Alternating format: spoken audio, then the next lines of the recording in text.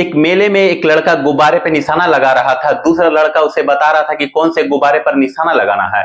जैसे ही वो निशाना लगाता था गुब्बारे पर निशाना लगता ही नहीं था, हालांकि उसका निशाना चूक जाया करता था। और ऐसा एक बार नहीं कई बार हुआ।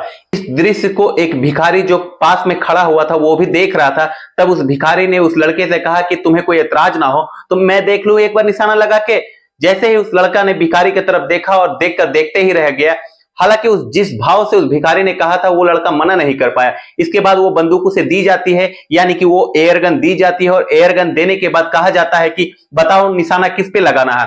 जैसे ही निशाना लगाने वाली बात आती है, उस भिखारी को जो जो टारगेट दिए गए थे उसने हर एक टारगेट को बड़े आसानी से भेद दिया। और इस दृश्य को उस मेले में बहुत सारे लोग जो देख रहे थे और देखकर अपने दांतों तले उंगलियां चिबा रहे थे और सोचने पर मजबूर हो जाते हैं कि आखिरकार एक भिखारी का निशाना इतना बढ़िया कैसे हो सकता है।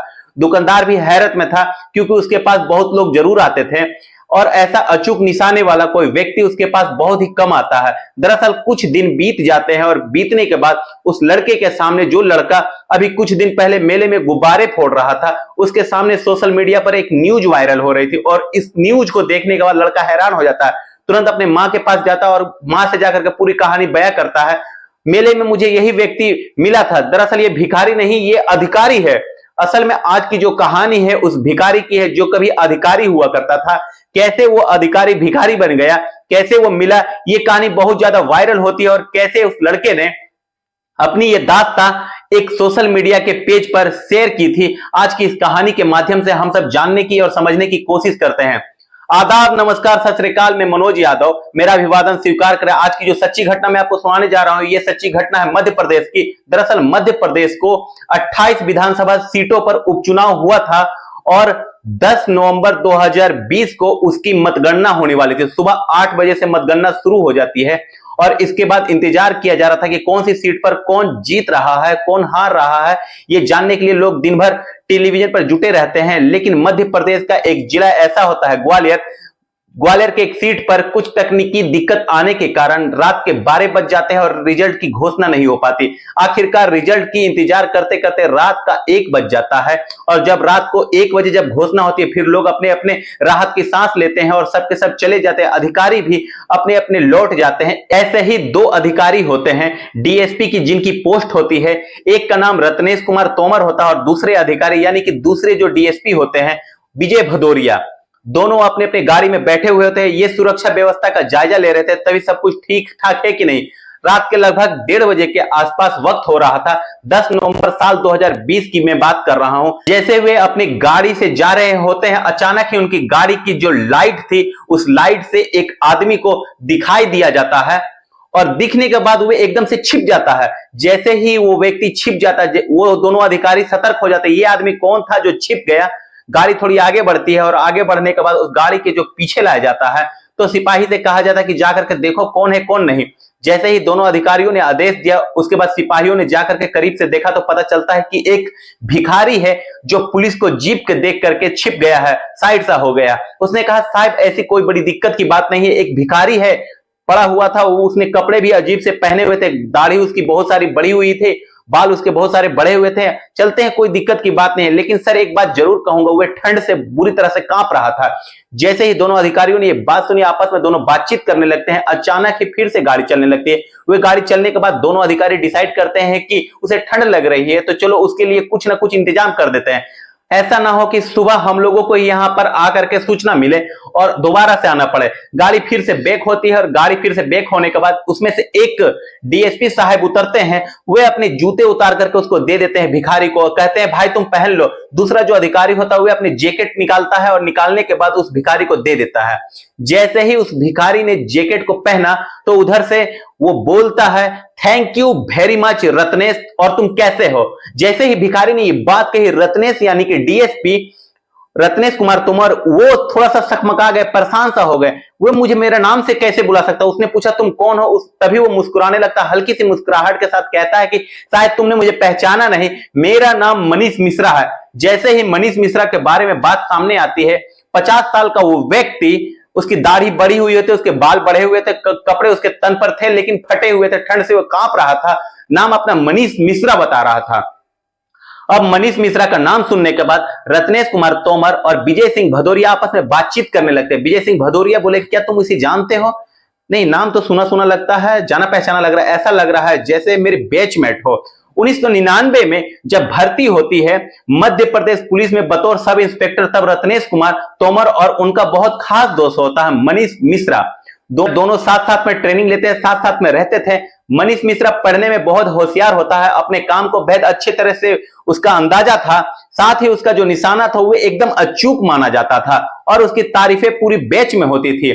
1999 में जब उसकी नौकरी लग जाती है, जितने दिन भी हुए अपने सर्विस की नौकरी थी, वह बहुत ही ईमानदारी और खूबसूरती से की थी, हर कोई उसको तारीफ भी किया करता था। अब रत्नेश जी जब अपने ही साथी डीएसपी साहब से ये सब बातें कर रहे हैं, तब वे अचानक से चुपचाप सुन रहा है और ज्यादा कुछ खास प्रतिक्रिया नहीं कर रहा, क्योंकि उसकी जो मानसिक स्थिति थी, उसकी जो मनोदशा थी, वे बेहद ज्यादा अच्छी नहीं थी। तभी डीएसपी दोनों आपस में बातचीत कर रहे थे। उन्होंने कहा कि ठीक है, अगर तुम्हारा दोस्त है तो चलो इसे लेकर के चलते हैं, कहीं से दिखवाते हैं। बात दिखवाने की जब बात आती है कि चलो गाड़ी में जाकर के बैठते हैं, तब वो गाड़ी में बैठने के लिए व्यक्ति तैयार नहीं होता। भिखारी साफ मना कर देता है कि मैं तुम्हारे साथ नहीं जाऊंगा, मुझे यहीं छोड़ दो।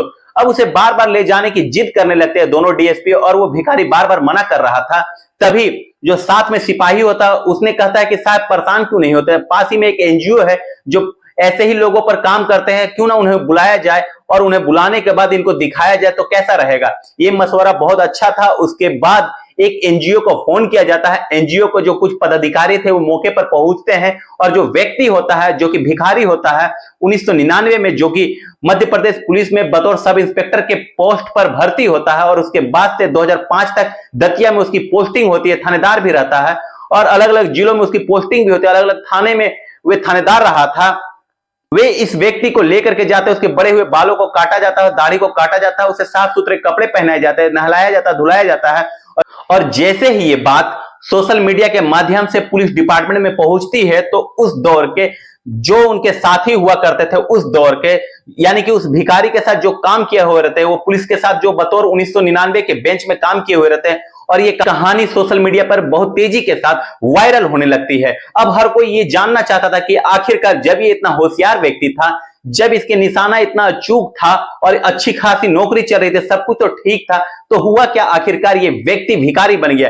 दरअसल जब इसके बारे में पुलिस ने पता करने की कोशिश की, तो पता चलता है कि इस व्यक्ति के जो पिता होते हैं, साथ ही जो इसके चाचा होते हैं, वो एसपी के पोस्ट से रिटायर हो जाते हैं। खुद इसका भाई जो होता है वो भी पुलिस डिपार्टमेंट में एक अच्छी पोस्ट पर होता है, और जो बहन होती है, चचेरी बहन, वो विदेश में कोई विदेशी दूतावास जो होता है, ऐसे ही किसी पोस्ट में फॉरेन सर्विस में वो जॉब कर रही थी। पूरा परिवार बेहद पढ़ा लिखा होता है, और पत्नी जो होती है वो न्यायिक सेवा में होती है।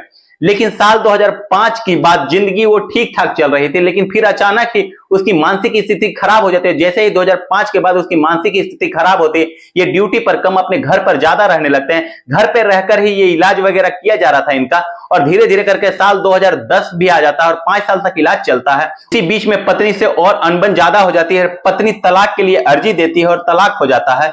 अब यहाँ पर जो माता और पिता होते हुए बूढ़े हो रहे थे, परिवार के बाकी जो लोग थे वे अपने अपने कामों में बिजी हो जाते हैं, और एक दिन मौका पाते ही मनीष मिश्रा अपने घर को छोड़ करके वहां से निकल जाता है, कहीं दूर चले जाते हैं।